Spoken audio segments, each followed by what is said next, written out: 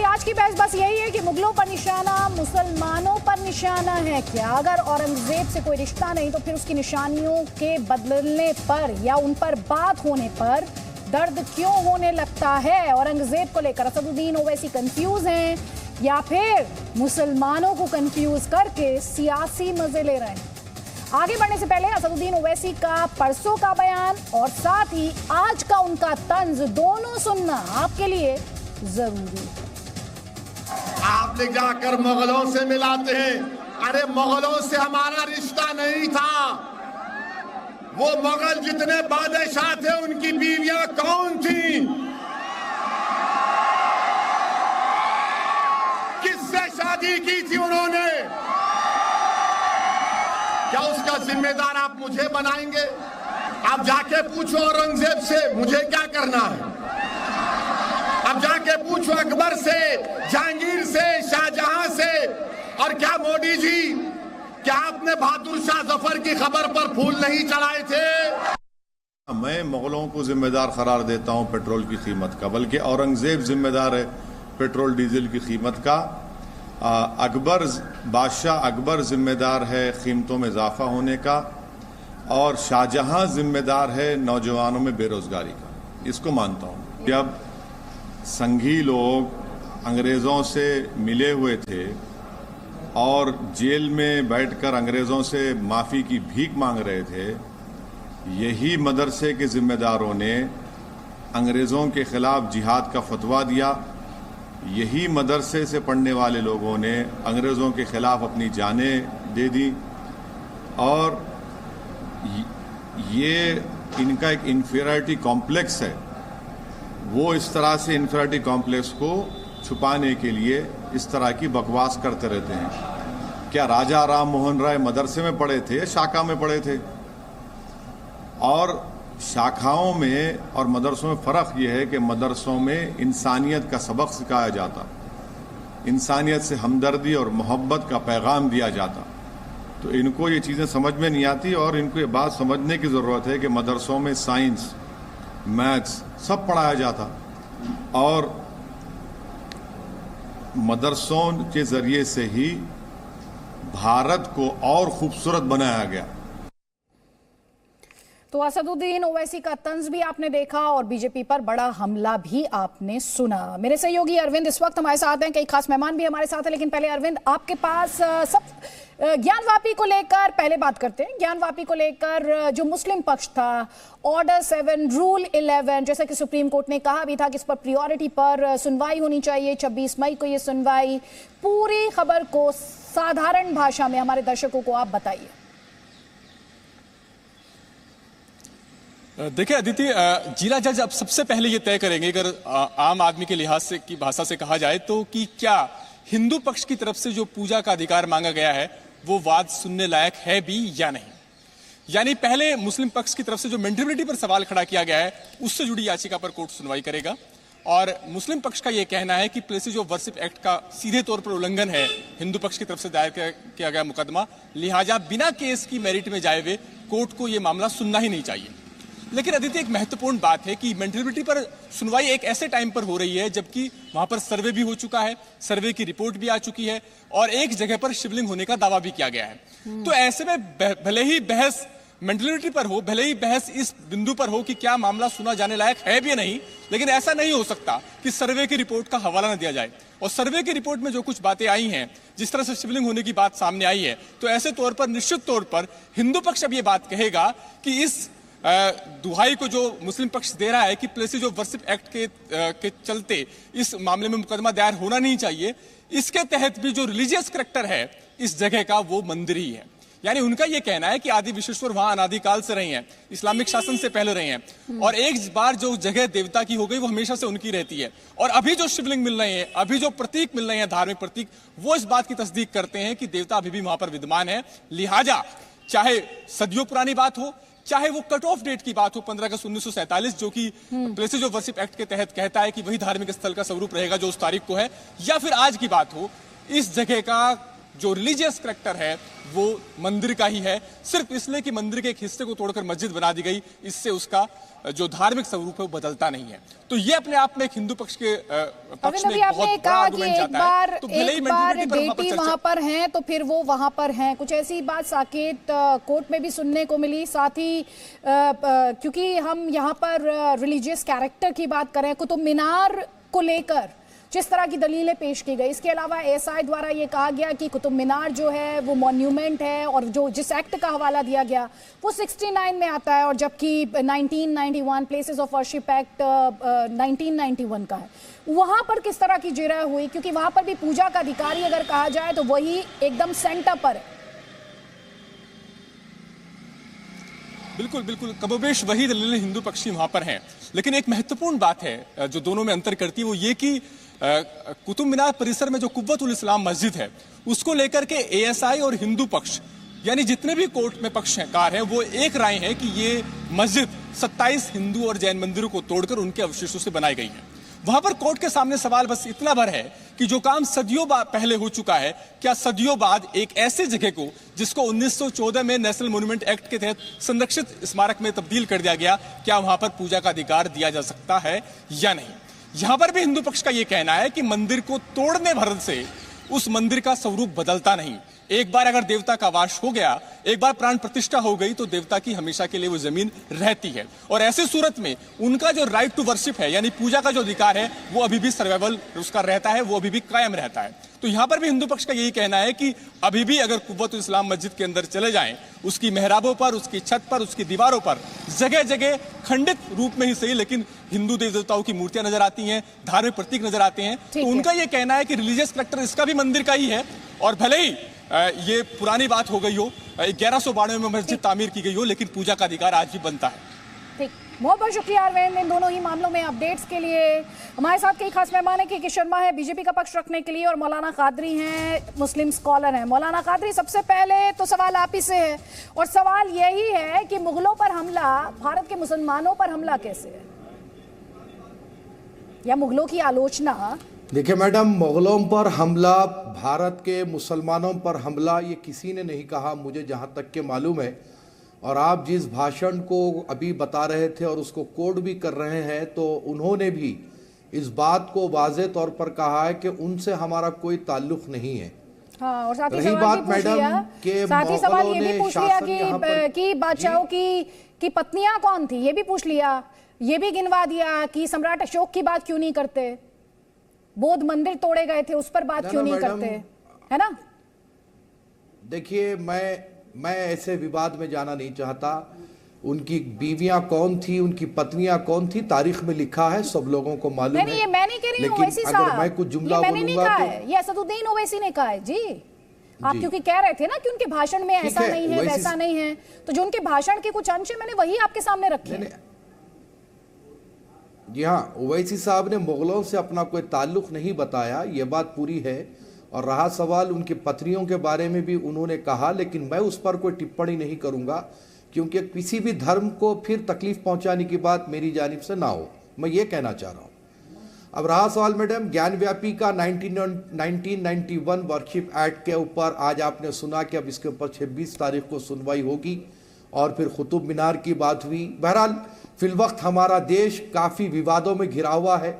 ऊपर वाले से यही कामना है कि विवादों को बड़े ही आसानी के साथ ख़त्म हो जाए, क्योंकि सीधे सीधे इसके अंदर हर भारतीय का नुकसान है, किसी का भी फ़ायदा नहीं है, चाहे हिंदू हो कि मुसलमान हो, सबका इसमें नुकसान होने वाला है। जब तक के विवाद चलते रहेंगे हम सिर्फ और सिर्फ परेशानी रहेंगे, सुकून नहीं मिलेगा।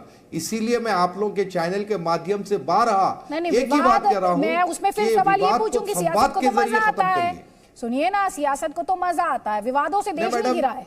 सुनिए मेरी बात, देखिए, विवादों से देश नहीं गिरा, चाहे वो हिंदू पक्ष ये विवाद तो क्रिएट किए गए हैं ना, और सियासत को सूट करते हैं इसलिए क्रिएट किए गए। तो और सियासत को क्यों सूट करते हैं, क्योंकि इसमें वोट बैंक है ना।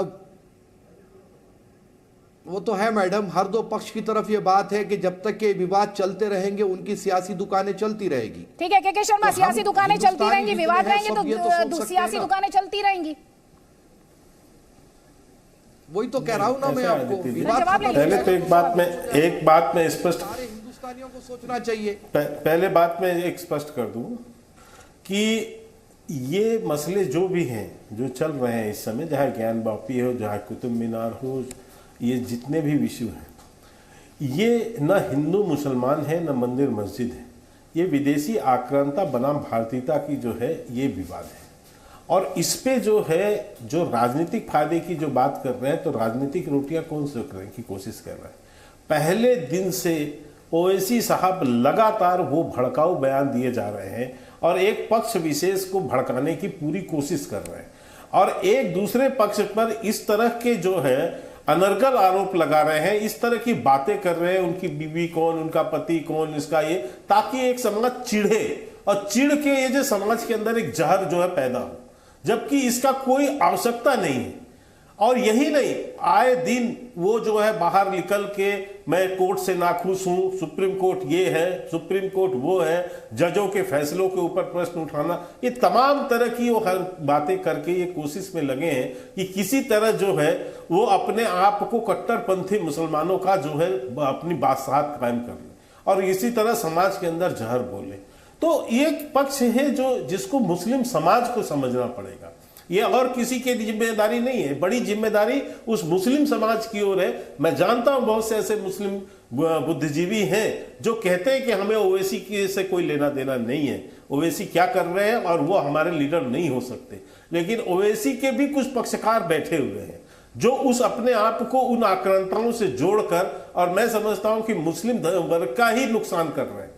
तो इसलिए आज बहुत आवश्यक है इस्लामिक स्कॉलरों को निकलकर अपने इस बात का खंडन करना कि जो ओवैसी बोल रहे हैं। लेकिन इसके साथ में एक बात और जोड़ दे, हाँ एक बात और जोड़ना चाहता हूं दीदी जी आपकी अनुमति से, कि आपके अभी रिपोर्टर ने दो बातें कही, उसमें मैं दो जानकारी और ऐड कर दूं कि आज जब ये कहा गया है कि 26 को सुनवाई होगी, तो साथ ही एक ऑर्डर और निकला है कि जो सर्वे हुआ है, सर्वे की कॉपी भी पक्षकारों को दे दी जाए जी, और उस पर ऑब्जेक्शन फाइल करने के लिए 7 दिनों का वक्त दिया गया है। के शर्मा जी वो इन्फॉर्मेशन चला एक विषय ये, इससे स्पष्ट दूसरा एक डीटी का जो आपने इशू उठाया कि अयोध्या, मैंने वहां पर जो मूर्तियां पहले से जैसे स्थापित हो जाती हैं तो फिर उनका अधिकार होता है क्योंकि उसमें प्राण प्रतिष्ठा होती है। अयोध्या मामले में भी यदि आप ध्यान करें तो रामलला विराजमान एक पक्षकार थे और रामलला विराजमान का की ओर से वकील खड़े थे। आपको ध्यान होगा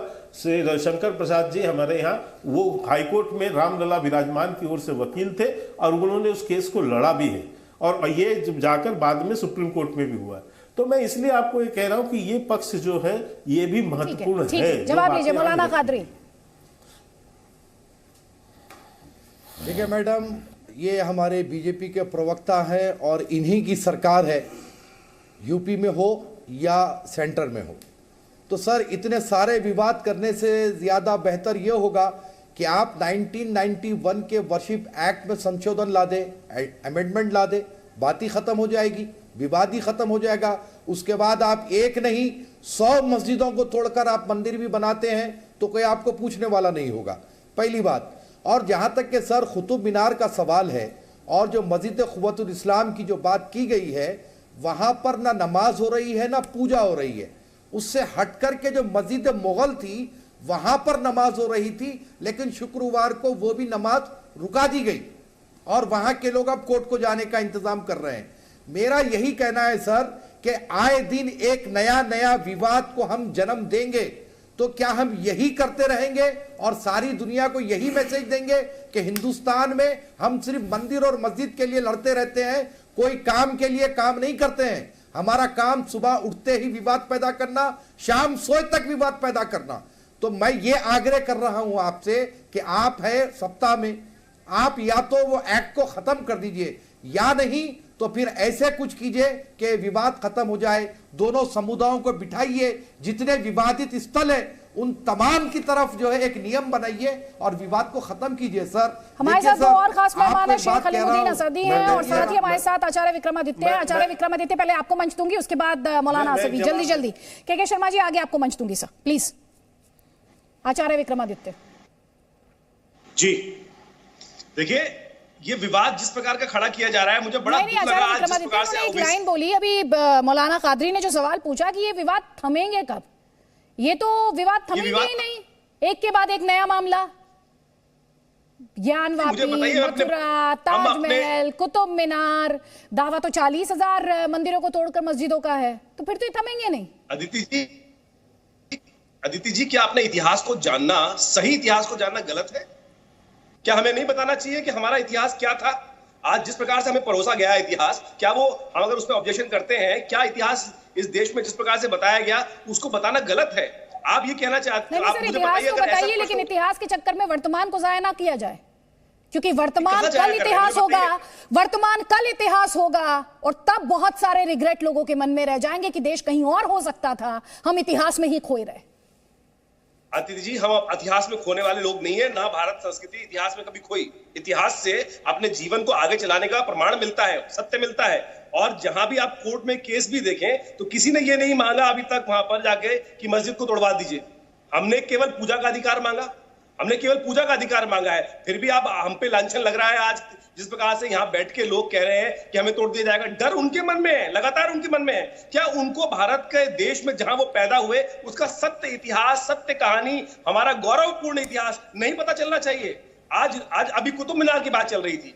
पूरे विश्व में आप बताइए ऐसा लोह स्तंभ कहीं विद्यमान है कि विज्ञान की पराकाष्ठा, आगे बढ़ने की पराकाष्ठा, आज उस पर शोध करने की आवश्यकता, आज उस पर विश्वास ही नहीं किया जा रहा है। आज उसको तोड़ने की बात की जा रही है। तोड़ दीजिए इतिहास को। मतलब आज भारतीय संस्कृति ने कहां कह रहे हैं कि नमाज और पूजा साथ साथ होने चाहिए, ये कह रहे हैं आप, क्योंकि ज्ञानवापी में यही है, कुतुब मीनार में कोई दिक्कत नहीं है। हाँ? मेरे को कोई दिक्कत नहीं है, मैं पेश करता हूं। अब हमारे घर का मंदिर है, आप आइए वहां नमाज कीजिए, कोई दिक्कत नहीं है, लेकिन सत्य सामने लाने दीजिए, सत्य सामने लाने दीजिए। इबादत करने से, चाहे खुदा की इबादत करो, चाहे भगवान की इबादत करो, कोई फर्क नहीं, मौलाना आसिदी पड़ता है। ये कह रहे हैं सच्ची तो सामने लाने की बात करें, मस्जिद को तोड़वाने की बात थोड़ी कर रहे हैं। देर से मैं आपकी चर्चा पर बैठा जी, चर्चा हो रही है इस पे। ज्ञानवापी मस्जिद पर फैसला 26 को माननीय जज साहब ये फैसला देंगे, ये सुनने लायक है नहीं लायक है, अभी उनका डिसीजन आया नहीं है। हमने अभी बम भोले के नारे लगाने शुरू कर दिए। ये कहाँ का न्याय है, कहाँ का इंसाफ है? अभी फैसला आया नहीं है और कोई इस पर निर्णय हुआ नहीं है, अभी से हमने कोर्ट परिसर में उधम मचाना शुरू कर दिया। अरे ये सुनिए ना, किसने ने दिया? फिर सर्वे कैसे हो गया? ये सर्वे कैसे हो गया फिर? अरे सर्वे कैसे हो गया? सर्वे कैसे हो गया? आप सुनिए, संयम रखिए, मैंने आपको सुना है, आप भी मुझे सुनिए। अरे मैंने सुना है, अरे मुझे नहीं बोलना, मैं उसको चला जाऊंगा। अरे आप सुनिए ना, आप सुनने की क्षमता रखिए। एक काम कीजिए, सुनिए मौलाना साहब, एक काम कीजिए, सर्वे की कॉपी मंगाइए, आप किसी आदमी को भेजिए, एक सर्वे की सीडी मंगाकर देखिए, क्योंकि आप मैं दावा कर सकता हूं अभी नहीं दे सकता किसी को, अभी कोई नहीं दे सकता सर्वे की कॉपी, कोई नहीं दे सकता अभी किसी को। अभी न्यायालय ने कहा है कि हम देंगे, देने का नाम नहीं लिया अभी। किसी भी पक्ष को सर्वे की रिपोर्ट नहीं दी गई है, झूठ मत बोलिए आप, क्योंकि आपने किसी भी सर्वे की कॉपी को अभी रिलीज नहीं किया है। संयम बरतिए आप, सच बोलिए। सीडी लीजिए और उस चीज को देखिए कि किस प्रकार से भारत, अरे देखने में क्या अभी नहीं, अभी कोर्ट ने रिलीज नहीं की, ये कोर्ट की आप तोहिन मत करिए। आचार्य विक्रमादित्य और मौलाना आसिदी दोनों को यहाँ पर रोकूंगी। जो बड़ी खबर है, दिल्ली वक्फ बोर्ड के चेयरमैन की एएसआई को चिट्ठी है, कुतुब मीनार में नमाज पढ़ने की इजाजत मांगी है। कुतुब में बनी मुगल मस्जिद में नमाज की इजाजत मांगी गई है। आपको बता दें, वक्फ बोर्ड के चेयरमैन अमानतुल्लाह ने ये मांग की है कि सालों से नमाज होती आई है। ये बड़ी खबर हम आपको दिखा रहे हैं। कुतुब मीनार, ये मामला आज साकेत कोर्ट में था। मेरे सहयोगी अरविंद आपको बता रहे थे कि किस तरह की जिरह वहां पर हुई। अब चिट्ठी लिखी गई है दिल्ली वक्फ बोर्ड द्वारा, दिल्ली वक्फ बोर्ड के चेयरमैन द्वारा एएसआई को, जिसके तहत कुतुब मीनार में नमाज पढ़ने की परमिशन मांगी गई है। वक्फ बोर्ड के चेयरमैन अमानतुल्लाह की ये मांग हम आपको, इससे जुड़ी हुई ये बड़ी खबर आपको दिखा रहे हैं। के शर्मा जी, कुल मिलाकर बात वही है, इतिहास तो जाना जाए, लेकिन इतिहास को जानने की ये जो पूरी कवायद है, ये कहां पर थमेगी? देखिए आदित्य जी, एक लोकतांत्रिक देश है और इस देश में सभी को राइट्स है। यदि आपको बोलने की अभिव्यक्ति की स्वतंत्रता है तो लोगों को कानूनी रूप से कोर्ट में जाकर अपनी बात रखने, अपने पूजा के डिमांड करने या किसी भी विरासत के संदर्भ में बात करने का उसको अधिकार है। और यदि उसके पास अधिकार है और कोर्ट उसको सुनना चाहता है और कोर्ट उस पर कोई सुनवाई करके कोई निर्णय करना चाहता है तो इसमें आपत्ति क्या है? आखिर ये भारत जो है, जो इतना प्राचीन देश है, उसकी अपनी संस्कृति है, उसके संस्कार है, उसकी आस्था है, उसकी विरासत है, इतनी व्यापक विरासत है। तो वो विरासत के विषय पे यदि कोई प्रश्न उठाता है और कोर्ट उसको मान्य कर रहा है, सुन रहा है, तो दिक्कत क्या है? होना चाहिए। और हम इस बात के पक्षधर हैं कि भारत के विरासत का संरक्षण और संवर्धन होना चाहिए, इसमें कोई दो मत नहीं है। रही बात जहां तक भाजपा की आप कह रही है, तो मैं एक बात आपको बिल्कुल स्पष्ट कर दूं, जो मौलाना अली कादरी कह रहे थे, मैं स्पष्ट कर दूं कि जो केस ज्ञानवापी का है या कुतुब मीनार का है, कहीं का है, इसमें ना भारतीय जनता पार्टी है। वहां 5 महिलाएं गई थी जो 2021 में अपना पूजा का अधिकार मांगा। सर, आपकी पार्टी पर ये आरोप लगे थे थोड़ी देर पहले, नुपुर शर्मा थी, ये सवाल हमने उठाया है, उठा चुके हैं ये सवाल हम, कि बीजेपी द्वारा प्रायोजित लोग हैं, पिटिशनर्स हैं, ये आरोप आपके पॉलिटिकल ओपोनेंट्स ने लगाए हैं। जो आप स्पष्टीकरण दे रहे हैं उसी से जुड़ा हुआ सवाल था, पिछले डिबेट में ये सवाल डिस्कस हुआ है। मैं बता देता हूं सर, मैं जवाब ले लेती हूँ ना सर, अब मैं एक जवाब ले लेती हूँ मौलाना कादरी का। उनको नहीं, मुझे जवाब देने दीजिए ना। आपने एक बात कही है तो मेरे को जवाब। सर, मैं ये सवाल उठा चुकी हूँ मेरी पिछले डिबेट में। मैं ये कह रहा हूँ हमारे विपक्षी इस बात को इसलिए बोलेंगे क्योंकि उनको राजनीति करना है, और भाजपा आज की दिन पे सबसे बड़ी पार्टी है और उसको लाए बिना इनकी राजनीति सधेगी नहीं, क्योंकि ये सांप्रदायिकता। अयोध्या मथुरा काशी की बात तो आपकी पार्टी भी करती है। सांप्रदायिक राजनीति करनी है। नहीं, अयोध्या मथुरा काशी की बात तो आपकी पार्टी भी करती है नहीं करती है? तो ये क्या सांप्रदायिकता है? क्या भगवान राम को सांप्रदायिक कहती हैं? सर, मैं तो आपसे सवाल पूछ रही हूँ, आप इसमें बौखलाने की क्या बात है? आप इसमें सांप्रदायिकता का सवाल पूछा मैंने क्या? इसमें सांप्रदायिकता आपके जहन में कैसे आई? मैंने तो सांप्रदायिकता शब्द का इस्तेमाल भी नहीं किया के शर्मा जी। अयोध्या नहीं, के शर्मा जी, मैंने सांप्रदायिक वर्ड का इस्तेमाल भी नहीं किया, मैंने तो मंदिरों को लेकर बात की। आया भव्यता नहीं, आपने कहा कि आपको सांप्रदायिकता का आरोप है आप पर। मैं पूछना चाहता हूँ सर, आपने कहां से सुना सांप्रदायिकता का आरोप है? मैंने कहा बीजेपी बात करती है, सुन तो लीजिए ध्यान से। बीजेपी बात करती है अयोध्या मथुरा काशी की, ये कहा मैंने। अयोध्या मथुरा काशी की बात करती है, ये कहा मैंने सर।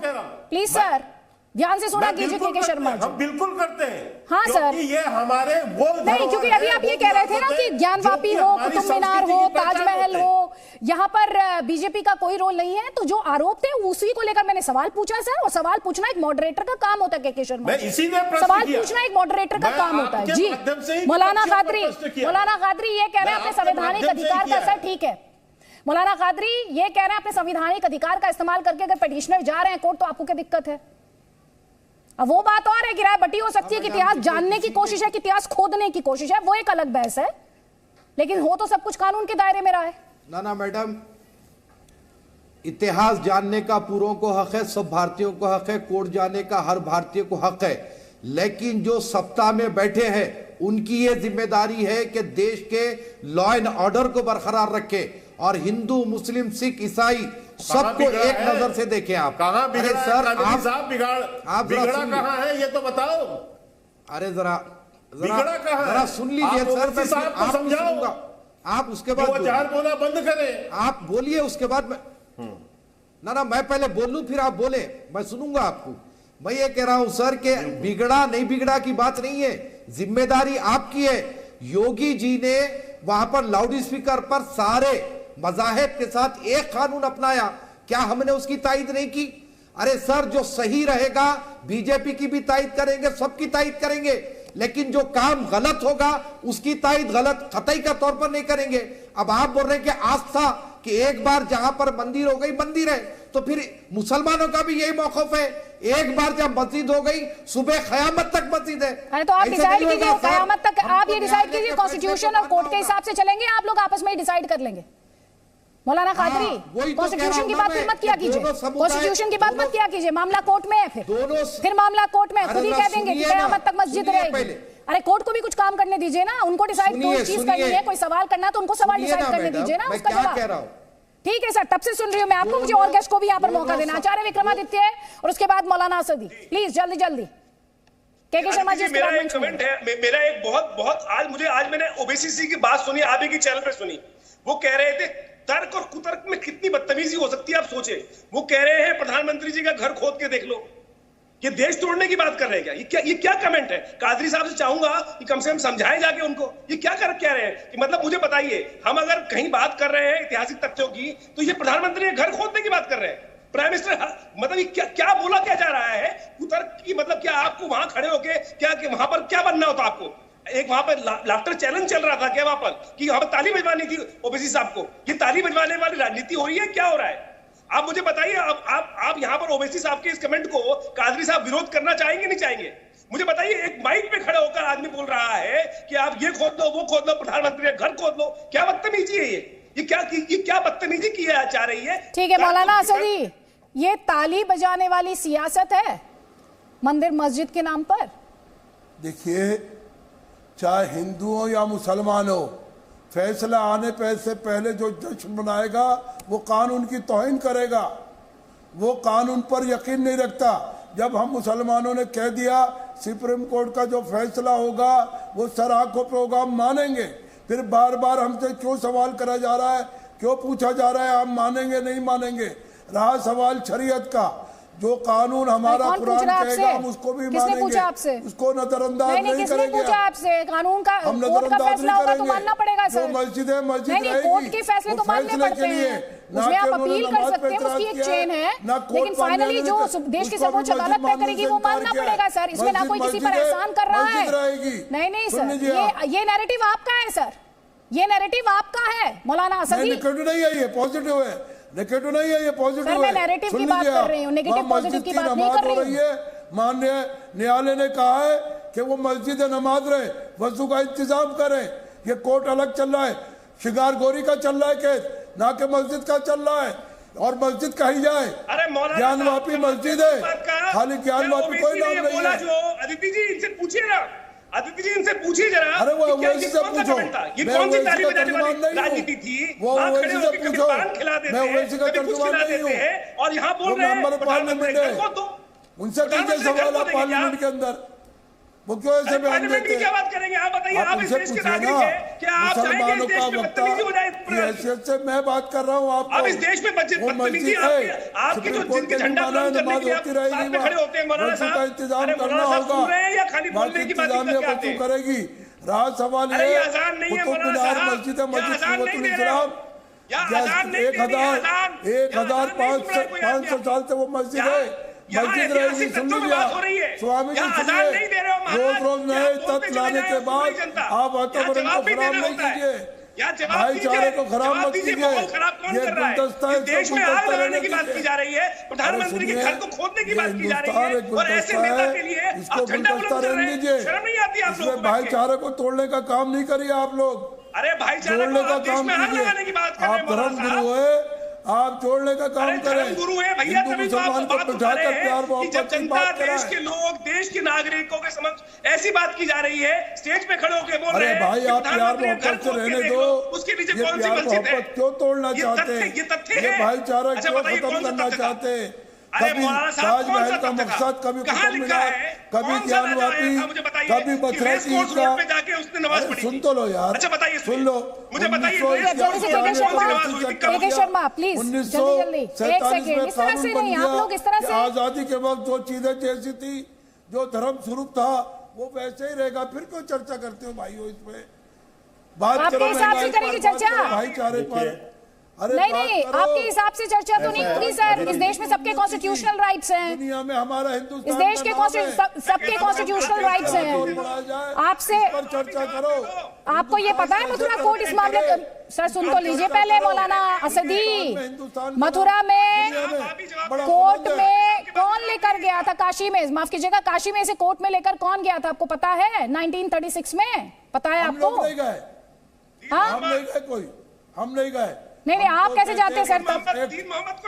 नहीं, आप कैसे जाते हैं? दीन मोहम्मद, वो हुकूमत हिंद ने बनाया है, दीन मोहम्मद भूल गए, कोई बात नहीं। के शर्मा, हमें जो संविधानिक हक है, हाँ सर, उनके जो कोर्ट में गए हैं, जो कोर्ट में गए हैं, जो कोर्ट में गए हैं उनके भी कॉन्स्टिट्यूशनल हक है, वो भी संविधान में यकीन रखने वाले हैं।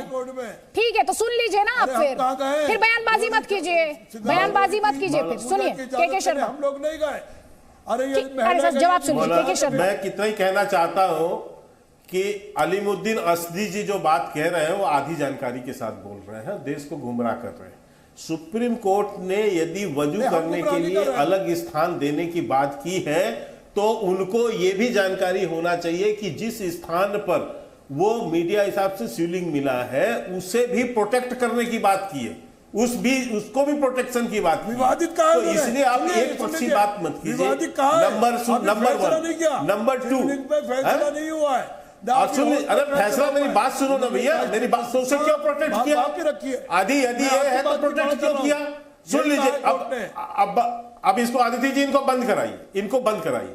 इनको सीलिंग कहने पे तो बड़ा तकलीफ है, लेकिन यदि उसी को ये फव्वारा कहते हैं तो दूसरे लोगों की आस्था पर चोट नहीं है। डिस्प्यूट जगह की है उसे। आप कौन होता है फव्वारा बोलने वाले? कोर्ट ने उसको कहा जो, इसलिए मैं आपको कहता हूं वहां कहीं नहीं कहा उसमें सुप्रीम कोर्ट में आप दूसरों की आस्था पर चोट करें और दूसरों की आस्था पर चोट करके अपने आप को यानी क्या दिखाना चाहते हैं आप? कौन कर रहा है? अरे कौन कर रहा है? इसीलिए क्योंकि आपको चोट करने में बड़ा आसान होता है और इसके बाद फिर विक्टिम कार्ड खेलते हैं। इसीलिए मैं कह रहा हूं कि क्योंकि आपकी तुष्टीकरण जो 70 साल तक आप लोगों का तुष्टीकरण इस देश के अंदर में हुआ है वो तुष्टीकरण अब बंद हो चुका है। इसका तकलीफ है आप लोगों के पास, क्योंकि आप लोग की तुष्टीकरण की राजनीति से आप ये समझते रहे कि हमको कुछ नहीं हो सकता, हम कानून से ऊपर हैं, हम शरिया के आधार पर जिएंगे, हमको अधिकार तो संविधान के अनुसार से चाहिए, लेकिन हम जो कर्तव्य निभाना होगा तो हम शरिया के हिसाब से करेंगे। इसीलिए आपने ट्रिपल तलाक से लेके हर मसले पर सियासत हो रही है, लगातार सियासत हो रही है। असदुद्दीन ओवैसी, उनके 2 स्टेटमेंट्स एक बार फिर से आपको सुनवाते हैं, किस तरह से वो तंज कर रहे हैं और सियासी पारा उनकी तरफ से लगातार बढ़ाने की कोशिश भी जारी है। आप ले जाकर मुगलों से मिलाते हैं। अरे मुगलों से हमारा रिश्ता नहीं था, वो मुगल जितने बादशाह थे उनकी बीवियां कौन थी, किससे शादी की थी उन्होंने? क्या उसका जिम्मेदार आप मुझे बनाएंगे? आप जाके पूछो औरंगजेब से मुझे क्या करना है, अब जाके पूछो अकबर से, जहांगीर से, शाहजहां से। और क्या मोदी जी, क्या आपने बहादुर शाह जफर की खबर पर फूल नहीं चढ़ाए थे? मैं मुगलों को जिम्मेदार करार देता हूं पेट्रोल की कीमत का, बल्कि औरंगजेब जिम्मेदार है पेट्रोल डीजल की कीमत का। बादशाह अकबर जिम्मेदार है कीमतों में इजाफा होने का, और शाहजहां जिम्मेदार है नौजवानों में बेरोजगारी का। इसको मानता हूं। जब संघी लोग अंग्रेज़ों से मिले हुए थे और जेल में बैठकर अंग्रेज़ों से माफ़ी की भीख मांग रहे थे, यही मदरसे के जिम्मेदारों ने अंग्रेज़ों के ख़िलाफ़ जिहाद का फतवा दिया। यही मदरसे से पढ़ने वाले लोगों ने अंग्रेज़ों के ख़िलाफ़ अपनी जानें दे दी, और ये इनका एक इन्फीरियरिटी कॉम्प्लेक्स है। वो इस तरह से इन्फीरियरिटी कॉम्प्लेक्स को छुपाने के लिए इस तरह की बकवास करते रहते हैं। क्या राजा राम मोहन राय मदरसे में पढ़े थे, शाखा में पढ़े थे? और शाखाओं में और मदरसों में फ़र्क यह है कि मदरसों में इंसानियत का सबक सिखाया जाता, इंसानियत से हमदर्दी और मोहब्बत का पैगाम दिया जाता। तो इनको ये चीज़ें समझ में नहीं आती, और इनको ये बात समझने की ज़रूरत है कि मदरसों में साइंस, मैथ्स सब पढ़ाया जाता, और मदरसों के ज़रिए से ही भारत को और खूबसूरत बनाया गया। तो असदुद्दीन ओवैसी लगातार तंज भी कस रहे हैं और हमले भी कर रहे हैं, सियासी हमले भी कर रहे हैं। दिल्ली वक्फ बोर्ड के चेयरमैन ने एसआई को एक चिट्ठी लिखी है। बड़ी खबर है, कुतुब मीनार जिसके मामले की सुनवाई आज हुई, साकेत कोर्ट में जिरा हुई, कई तरह की दलीलें रखी गई। और अब जिस चिट्ठी का जिक्र हम यहाँ पर कर रहे हैं, वक्फ बोर्ड के चेयरमैन आपको बता दें अमानतुल्लाह, वो ये मांग कर रहे हैं कि सालों से नमाज होती आई है, कुतुब में बनी मुगल मस्जिद में नमाज की मांग करें। मुगल मस्जिद है जहां वो नमाज की मांग कर रहे हैं। Presenting B News app, available on Google Play and App Store. Download it now.